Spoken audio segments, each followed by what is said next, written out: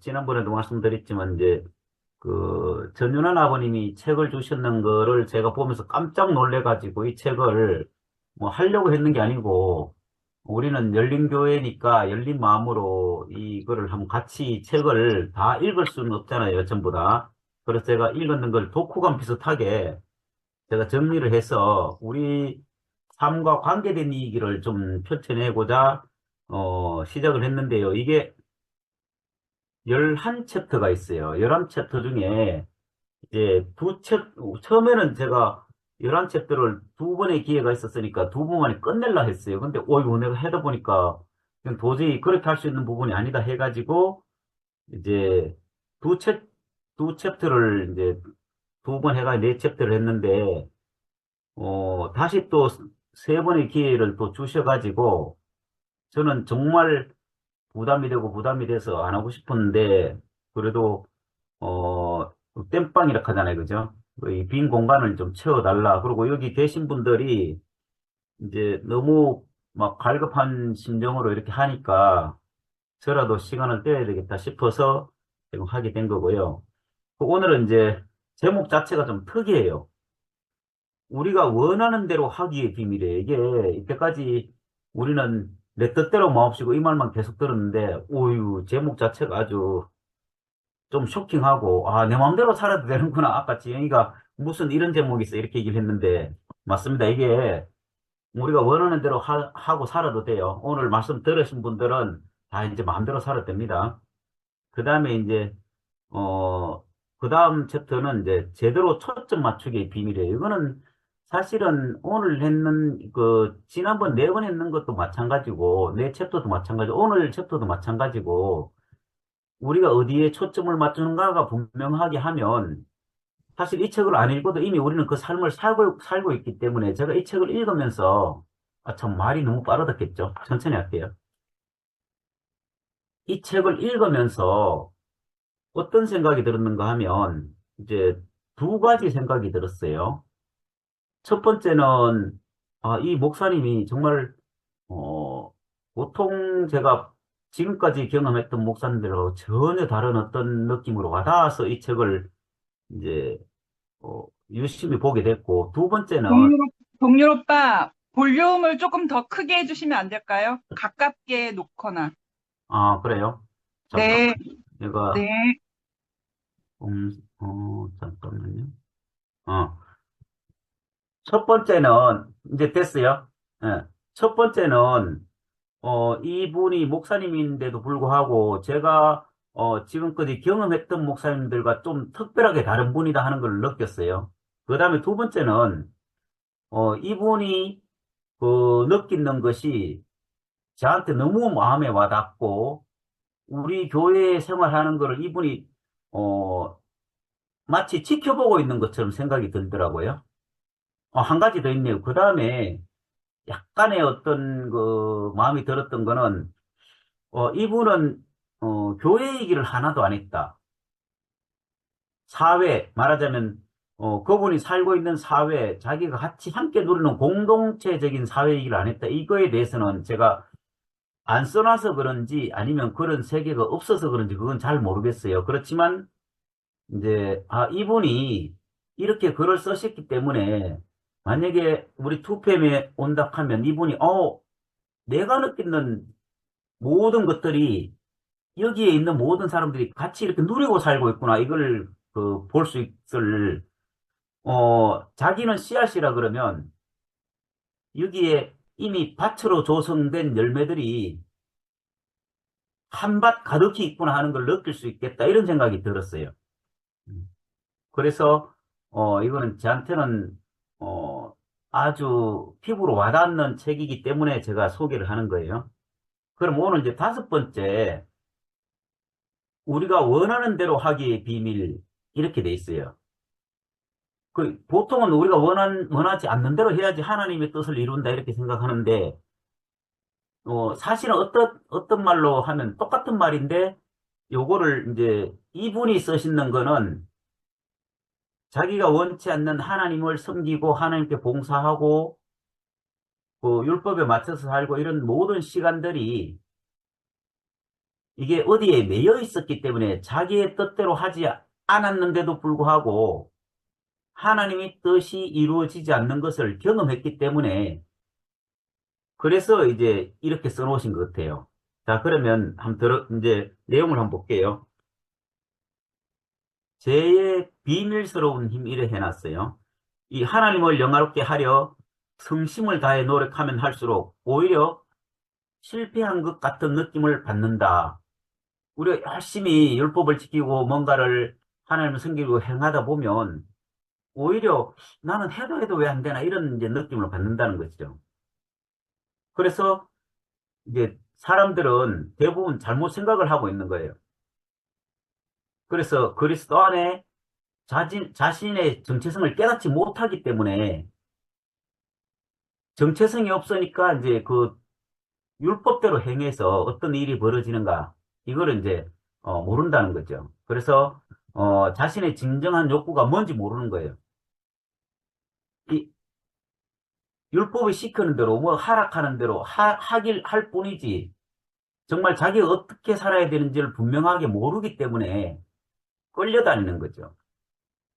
근데 우리 교회는 굉장히 자유스럽잖아요. 우리 교회는 내가 지영이한테 물어볼게요. 우리가 어떻게 살아야 되는지 알고 살아요? 모르고 살아요? 지영이 대답해 보세요. 모르고 살아요. 모르고 살아요? 그럼 오늘 알 기회가 되겠네. 혜정네 어머님은 이걸 다 알고 사실 것 같아요. 왜 그런가 하면 인생의 경험이 많으시고 많은 것들을 경험해 보셨잖아요. 그래서 우리가 어느 자리에 살아야 된다는 걸 분명하게 알게 되면 지영이도 저렇게 말하지만 사실은 알고 사는 거예요. 내가 알고 있다는 걸 모르는 거죠, 사실은. 나는 그렇게 살고 있지만 내가 그 살고 있는 게 이게 맞는지 틀린지를 모르고 있기 때문에 이제 저런 말을 하는 거예요. 제가 입증을 시켜드릴게요. 어, 결국 율법은 그리스도인들의 삶과 일치한 듯 보입니다. 이게 우리 율법을 잘 지키니까 마치 그리스도인들이 이렇게 살아야 된다 이렇게 그러면 율법을 잘 지키면 당연히 하나님 원하는 대로 한다고 생각을 하고 사는 것이죠. 그래서 이제 사람들은 그것 때문에 이제 율법을 지키는 것 때문에 오히려 희생자로 전락되는 것이에요. 희한하죠. 이게 상식적으로 좀 말이 안 되는데 사실 이제 그런 거죠. 살아보면. 그래서 이것 때문에 내가 원하는 대로 하게 되면 그러면 오히려 안 된다고 생각을 하는 거예요. 그래서 나를 억누르고 내 본성을 억누르고 그 율법을 지켜야 된다 이렇게 생각하는 거예요. 이분은 이제 이걸 가지고 굉장히 강조를 해 놓으셨어요. 그래서 결국 로마서 5장 20절에 보면 율법이 들어온 것은 범죄를 더하게 하려 함이라 이렇게 돼 있어요. 그러나 죄가 더한 것에 은혜가 넘치나니 이게 역설이잖아요.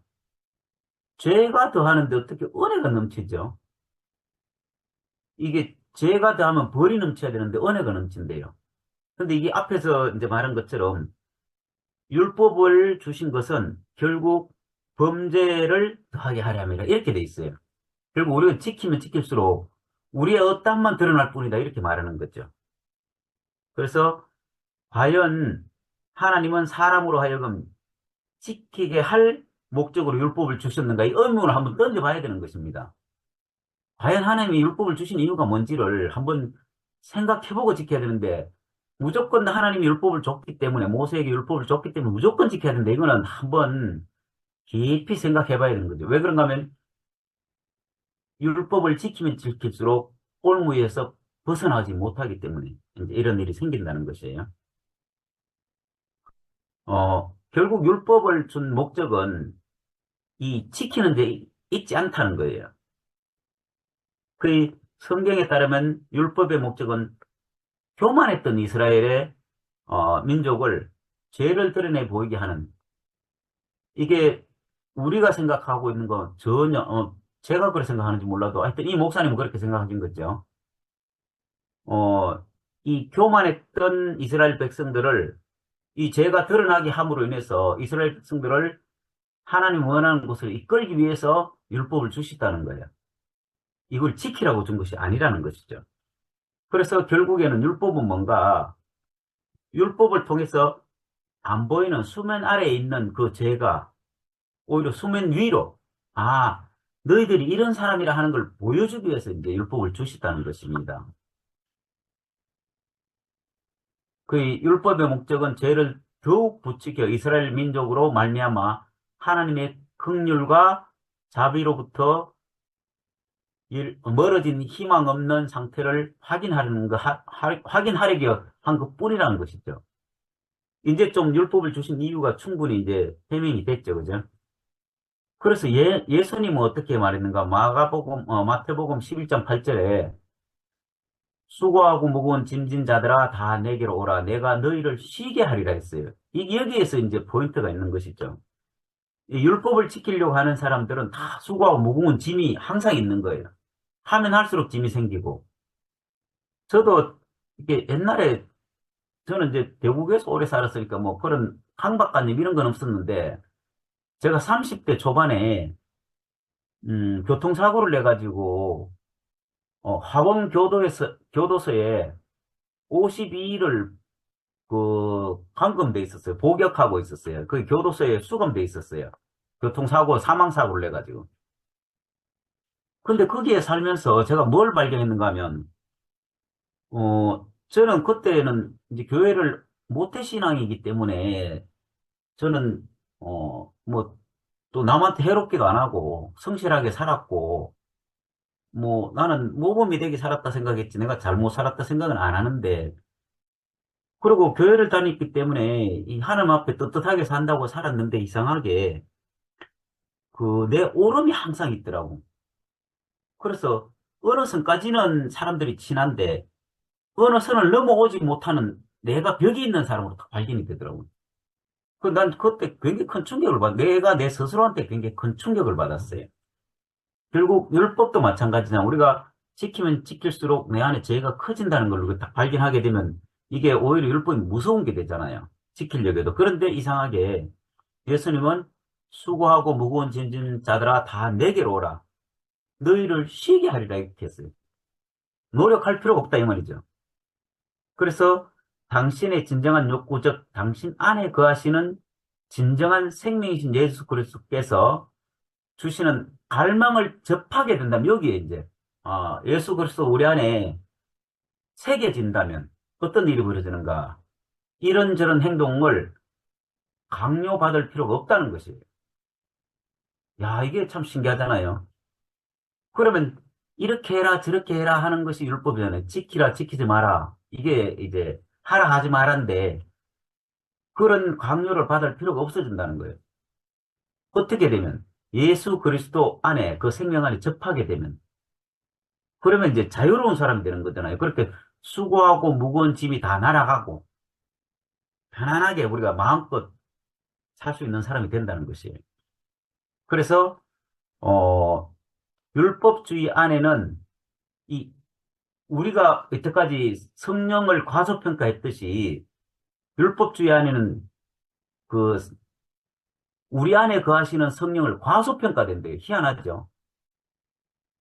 그럼 우리 안에 성령은 뭐예요? 우리가 받은 어떤 생명을 가지고 그 생명 안에서 일어나는 반응들을 표현하는 것이 이제 성령이 우리에게 이끄신다 이렇게 말할 수가 있는데 율법은 그걸 계속 과소평가하는 내가 내 안에 있는 일어나는 것들을 자꾸 죄로 몰아넣으니까 이거를 이제 행할 수가 없는 거예요. 그런데 희한하게 예수 그리스도 안에 포함되면 내 안에 있는 성령이 나를 이끈다. 내 생명대로 살게 한다. 이렇게 하니까 당신 뜻대로 살아도 하나님이 원하는 뜻대로 산다. 이렇게 이제 바뀐다는 것입니다. 왜? 내가 예수 안에 있는 그 생명이 들어오면 전제 조건은 당연히 있어요. 그래서 철로 역정에 보면 그리스도인이 인간의 마음을 상징하는 큰 방에 들어간 얘기가 이제 나온답니다. 그래서 그 방에 죄를 의미하는 먼지가 가득 차 있대요. 근데 가득 차 있는 그리스도인들은 율법으로 상징이 되는 큰 빗자루 들고 먼지를 싹싹싹싹 썰어내는 거죠. 그 먼지를 썰어내는 먼지가 어디로 가요? 계속 이제 막 오히려 먼지가 다 이 공기 안으로 다 이렇게 날리죠. 날리게 되면 이게 먼지가 없어지는 게 아니고 이게 먼지만 자욱하게 막 콧구멍으로 막 눈으로 귀로 다 들어가게 되잖아요. 먼지가 없어지는 게 아니잖아요. 그죠? 그래서 죄를 우리가 건절시키기 위해서 율법을 사용해서 막 한 결과가 죄가 없어지는 게 아니고 더 혼란스러워지는 거예요. 인생이 더 혼란스러워진다는 거예요. 그럼 예수 그리스도가 왜 왔고 신약의 계명은 어떤가? 구약의 모세가 주신 율법은 하나님께 가까이 갈 수 있는 길은 맞지만 오히려 율법으로 인해서 사람이 어떠면 드러나게 했는데 죄가 제되게 드러나게 했는데 신약의 계명은 뭔가? 요한복음 14장 15절에는 너희가 나를 사랑하면 나의 계명을 지키리라 이렇게 있는 거예요. 이 나를 사랑하면 나의 계명, 내 안에 계명이 있다는 거예요.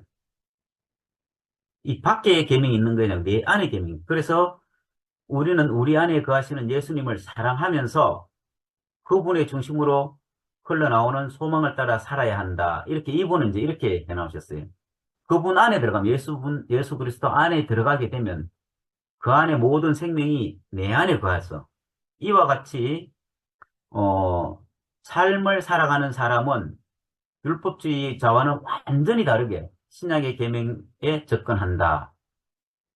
은혜의 비밀을 깨닫는 사람들의 삶에는 신약의 계명들이 자연스럽게 존재한다. 결국 이 언약의 계명을 쫓아간다는 사람은 뭔가 우리 안에 예수 그리스도의 생명이 우리 안에 새겨지게 되면 이거는 내 생명으로 이루어진 거기 때문에 자연스럽게 이 생명 안에서 나타나는 모든 현상들이 결국 우리를 그 마음대로 할 수 있게 이제 이끄신다 이런 뜻이죠. 만약 하나님이 당신에게 바라시는 일을 하고 싶어 한다면 이야기가 어떻게 될까? 하나님이 법으로 하는 것이 아니고 만약에 네가 원하는 대로 다 해봐라 이렇게 한다면 어떤 일이 벌어질 건가 이거예요. 그 새 언약을 주신 그리스도를 마음에 모신 후에 그리스도가 우리 안에 오게 되면 우리의 욕구는 새로운 영으로부터 권능과 동기를 받아 삶의 방향이 바뀌게 되는 거예요. 율법이 우리 안에 있을 때와 그리스도의 생명, 예수 그리스도의 생명이 우리 안에 있을 때는 완전히 바뀐 똑같은 행동을 하고 똑같은 일을 하더라도 번원이 달라지는 거예요. 그렇게 되면 이제 어떻게 되는가? 이 하나님의 영광에 필요한 그 삶을 우리가 자연스럽게 살게 되는 것이죠. 저는 이제 이 대목을 보면서 야, 정말 신기하다.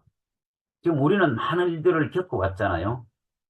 겪어왔는데 희한한 일이 계속 생기고 있는 거죠. 저도 최근에 어떤 일들을 이제 계속 겪으면서 어, 나로 인해서 벌어지는 일이 항상 생기잖아요.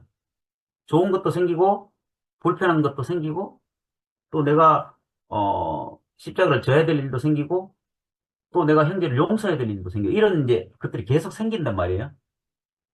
근데 이상하게 우리는 그 행동에 의해서 매이지 않는 사람이 됐다는 게 너무 감사해요. 그리고 늘 내가 맞다, 내가 옳다, 이걸 지켰으니까 나는 당연히 됐다, 이게 아니라 어떤 일들이 지나가는데 그 일로 인해서 내 생명이 원하는 것대로 하게 되는 거죠. 그러니까 내가 용서를 구하는 일이 생기면 용서를 구하고 또 은혜를 베풀어야 될 일은 은혜를 베푼단 말이에요. 이거는 누가 시켜서 하는 것이 아니고 율법으로 정해놓은 게 아니에요. 이상하게 나를 불편해하는 사람이 있으면 내가 그 앞에 가서 무릎 꿇고 용서를 구하면 그러면 그 사람하고 관계가 저절로 이루어진단 말이에요.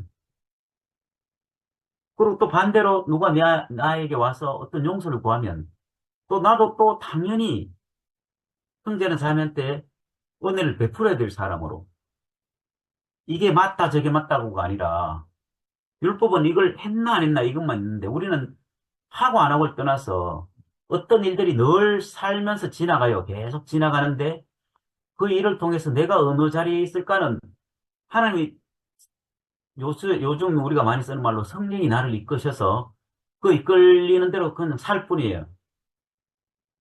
표면적으로 보면 내가 내 마음대로 하는 거죠. 어떻게 보면. 오늘 말로 하면 나는 내가 내 마음대로 살아요.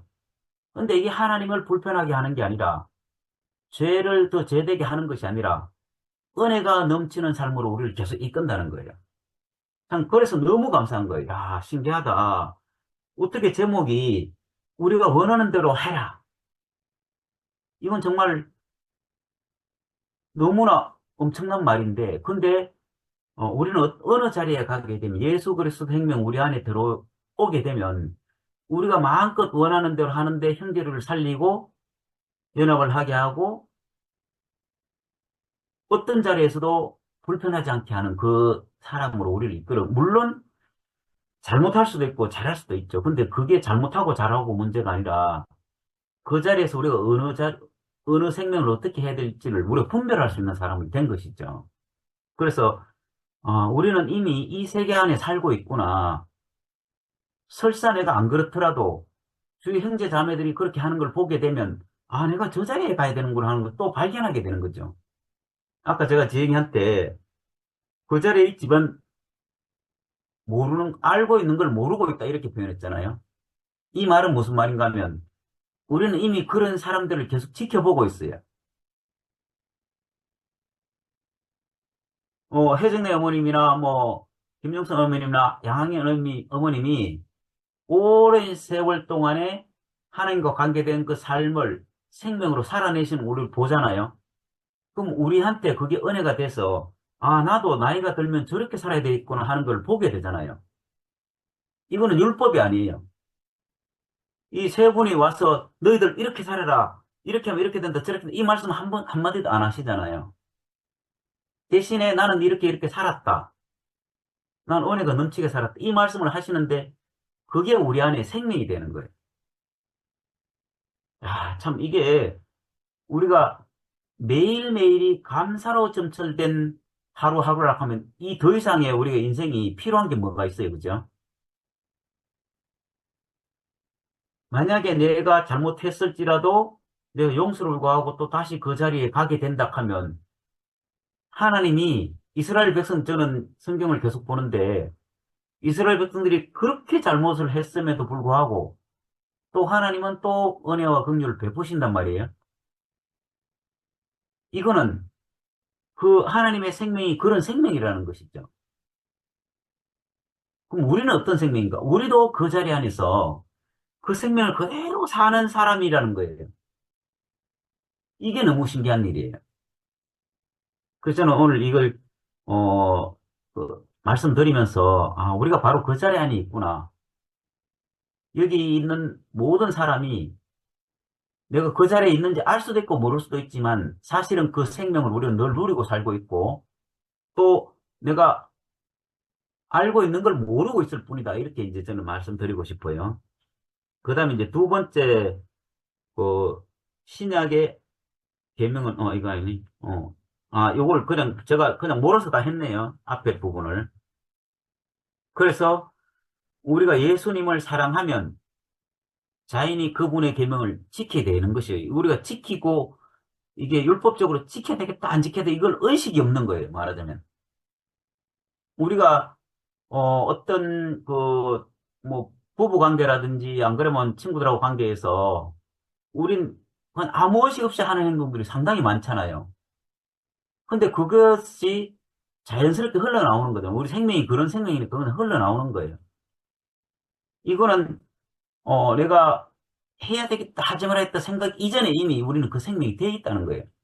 예수 그리스도 우리 안에 생명이 녹아져 있으면 내하고 전혀 상관없이 그냥 생명이 발생되는 것이죠. 그래서 이게 아주 자연스럽게 순종으로 이어지는 거예요. 그래서 예수 그리스도의 생명 안에 포함되기만 하면 그 삶 자체가 하나님의 형상으로서의 삶이고 또 하나님이 원하시는 대로 사는 그 삶인 것이죠. 그래서 우리가 하나님 원하는 삶과 내가 원하는 삶이 같아질 때 저는 이게 딱 떠오르더라고. 이거는 뭔가 내 마음대로 한다는 거는 뭔 말인가. 하나님이 원하시는 대로 할 수 있는 사람이 된다고 하면 그럼 내 마음대로 살아도 되는 것이죠. 이게 좀 너무 불경스러운 말인가? 하나님이 원하시는 거가 내 안에 들어있어. 내 생명이 돼 있어. 그래서 저는, 아버지와 아들 관계는 아버지의 생명이 아들한테 유전돼 있기 때문에 자기도 모르게 그렇게 사는 거예요. 저는 우리 아버지 보면서 어릴 때 보면서 우리 아버지 왜 저렇게 오지랖이 넓으시지? 늘 사람들 문제가 일어나고 이런 것도 항상 우리 아버지 거기 계셔서 늘 중보를 하시더라고. 난 그거 되게 불편했어요. 좀 가만히 계시면 되는데 왜 자꾸 어떤 일이 벌어질 때 양자의 태기를 안 하시고 우리 아버지는 항상 중간에 서서 이 사람도 살리고 이 사람도 살리고 계속 그런 일을 하시는데 가만히 있으면 일이 안 벌어지는데 계속 일을 벌이는 거예요, 우리 아버지는. 그래, 난 그게 되게 자라면서 우리 아버지는 참 오지랖이 너무 넓으시다. 아무것도 안 하셔도 되는데 왜 자꾸 저런 걸 자꾸 만들어내나 이랬는데 아유, 제가 보니까 지금 계속 그렇게 나는 그래 안 하고 싶은데 자꾸 그렇게 살고 있어요, 지금. 그래, 그래서 내가 이 생명이기 때문에 우리 아버지 생명이 내가 DNA를 유전받아가지고 나는 아무리 그래 안 하고 싶어도 안 돼요, 그게. 이상해. 우리 실장님이 내가 사는 거를 그대로 100% 보잖아요. 내가 전화를 하면서 늘 이 스피커폰을 틀어놔놓고 전화를 하거든요. 왜 그런가 하면 나는 사진에 일도 해야 되고, 눈하고 손은 일을 하고, 입하고 귀는 이 핸드폰을 가지고 계속 통화를 해요. 하루에 평균 한 3시간 이상은 통화하는 것 같아요. 그러니까 이 통화를 하니까 내가 스피커폰으로 안 하고 이렇게 되고 3시간 어떻게 일을 하겠어요? 그러니까 이 스피커폰으로, 그럼 우리 실장님 그거 다 들어요. 그래서 사장님 굉장히 힘드시게 사신다 이렇게 얘기를 해요. 왜 그런 그래 어려운 힘든 일을 왜 하시냐고 이렇게 하더라고. 그래가지고 나는 하나도 안 힘든데 그러니까 예 저런 얘기들을 어떻게 다 듣고 계시냐고 이렇게 하더라고. 그래가지고 아니 나는 하나도 안 힘들고 그게 내 생명이고 오히려 나한테는 영양분이 되고 참 좋다 이렇게 하니까 저는 그런 걸 못한다 하면서 이렇게 얘기를 하는데 저도 우리 아버지 DNA를 제가 물려받아가지고 안 그래 하고 싶은데 그게 안 돼요. 저도 참 그게 근데 지금 생각하니까 오늘 말씀으로 의하면 아 육신의 생명 우리 아버지한테 유정을 받아서 나는 그런 사람이에요. 제가 그렇게 안 하고 싶어도 안 돼요. 근데 우리 영의 생명은 하나님의 어떠함을 예수 그리스도를 통해서 우리가 그 생명이 우리에게 유정이 돼가지고 우리가 마음껏 사는데 하나님 나를 이롭게 하는 사람으로 바뀌간단 말이에요.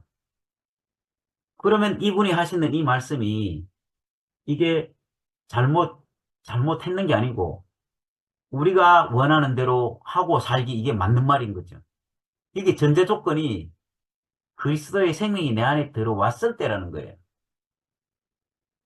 율법이 내 안에 있으면 절대로 그렇게 될 수가 없어요. 이게. 오히려 죄만 더할 뿐인데. 예. 그래서 첫 번째 챕터는 이 얘기를 이제 다 들으셨으니까 여러분들은 마음대로 하고 사셔도 됩니다. 만약에 마음대로 하다가 안 되면 저한테 전화 주세요. 제가 마음대로 하게 해드릴게요. 그 다음에 이제 여섯 번째 챕터인데요.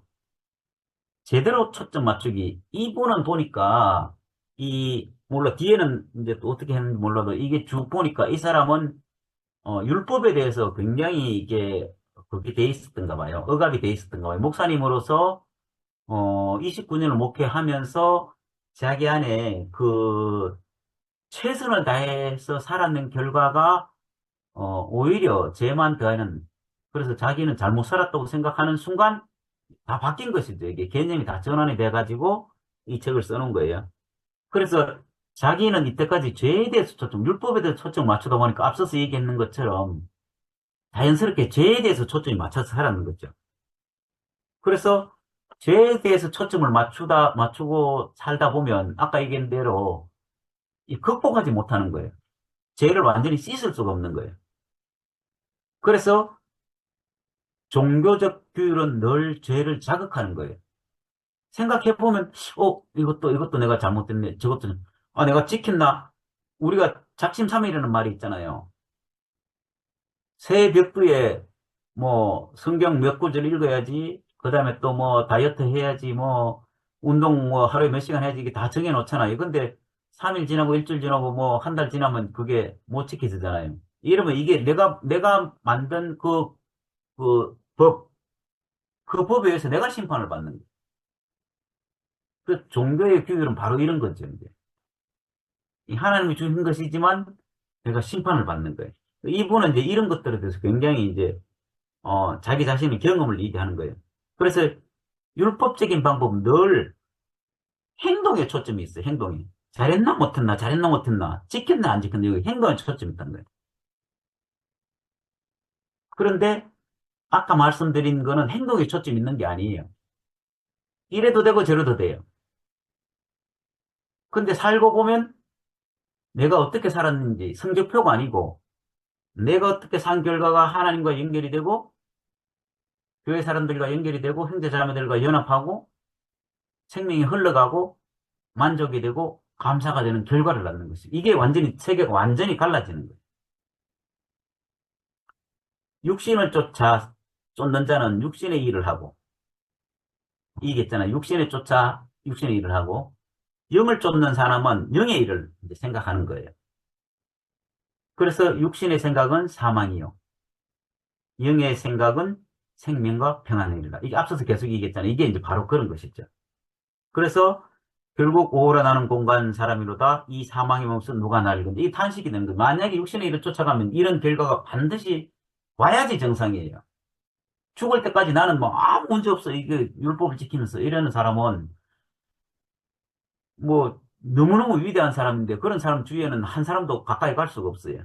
왜 그런가 하면 그 사람 옆에 가면 항상 심판을 받으니까. 그 이는 그리스도 안에 있는 생명의 성령의 법이 죄와 사망의 법에서 나를 해방하였습니다. 이미 우리는 이제 해방이 된 사람입니다. 사실 우리 교회는 뭐 옛날부터 율법을 지키고 이런 거 별로 없었잖아요. 단지 그 생명을 내가 살아내느냐 안 살아내느냐 여기에 초점이 가 있었어요. 이거 다른 말로 하면 이 살아내려고 하는 그 자체도 또 하나 율법이 된 것이죠. 행위를 살아내려고. 저도 굉장히 힘들었던 게 대구교회 제가 49년째인데 한 40년 살 때까지는요. 저도 이 대구교회 법에 얽매여 있었어요. 뭔가 하면 옛날에는 우리가 십자가라는 말을 많이 썼죠. 내가 십자가를 살아내는가 안 살아내는가. 내가 집사람한테 십자가를 살아내는가 저 형제한테 살아내는가 안 살아내는가. 여기에 초점이 있었거든요. 잘 사는 것 같아. 나는 뭐 잘 사는 것 같아. 근데 어느 시점 탁 하면 나도 모르게 화가 팍 쏟아올라요. 그래가지고 이때까지 쌓은 게 물고기대로 1년 동안 살았는 거, 3년 동안 살았는 게 다 사라지는 거예요. 6개월 동안. 이게 행위에 초점을 맞추기 때문에 그런 거예요. 이게 대구교회의 율법이었던 거죠. 우리가 그 생명이 되면 굳이 그 행위에 안 매여도 되는데 우리는 이미 살고 있었어요. 그래서 이걸 극복하려고 하니 너무 힘든 거죠. 매 순간 우리의 생명의 근원이신 예수 그리스도를 믿고 의지한다면 우리의 죄에 대해서 승리를 경험하게 될 것이다. 이게 이제 위치가 바뀌게 되면 다른 말로 하면 이 위치가 바뀌는 문제예요. 율법의 위치에서 생명의 법으로 딱 옮기게 되면 우리가 흔히 이제 계속 오랫동안 했던 말이 있잖아요. 옛 생명과 새 생명을 구분했잖아요. 옛 생명과 새 생명은 율법 아래, 죄 아래 놓인 것과 생명 아래 놓인 것이 이게 이제 옛 세계와 새 생명을 구분할 수 있는지 것이죠. 그래서 다른 말로 하면 이제 우리 자신이 십자가 안에 있는 사람이면 그러면 그 사람 자체가 새 생명이 되는 거잖아요. 근데 이게 십자가에 죽고 끝이 나는 게 아니에요. 죽었는 다음에 부활한 생명이 반드시 있어야 되는 거예요. 우리가 그 생명이 우리 안에 새겨져서 그 생명으로 살아나야 되는 거지. 그 말로 외친다고 되는 게 아니에요. 그럼 그 생명 안 살아도 되죠. 그 삶이 없는 부활 생명이 없으면 그 말로 계속 한다고 되는 일이 없어요. 하나도. 그래서 우리가 예수 그리스도께 초점을 맞출 때 그때 어떤 변화가 생기는 거죠. 우리 안에 그분의 생명이 자연스럽게 드러나고 또 이것이 승리인 것이죠. 그리고 예수님과 함께라면 어떻게든 우리의 죄를 죄 위로, 죄 아래 있는 게 아니고 죄 위로 끌어올려서 우리가 다른 생명으로 변환하게 되는 것입니다. 그래서 결국 우리는 어디에 초점을 맞춰야 되는가? 이게 마지막 포인트는 이제 예수 그리스도에 초점을 맞추라 이런 뜻이죠. 그래서 우리는 생각해 봐야 되는 거지. 아, 우리가 어디에 초점을 맞추고 살았는가를 한번 깊이 생각해 볼 필요가 있고, 우리는, 지금까지 오랫동안 한 사람에게 초점을 맞췄어요. 한 사람에게.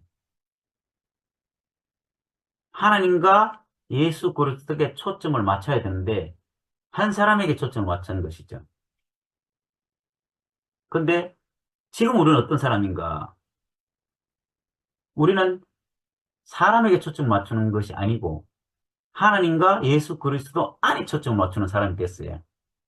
한 사람에게 초점 맞출 때는 우리가 열린 물이라고 하지만 사실 그 열린 물이 닫힌 문으로 살았던 것이죠. 우리는 우리가 다다.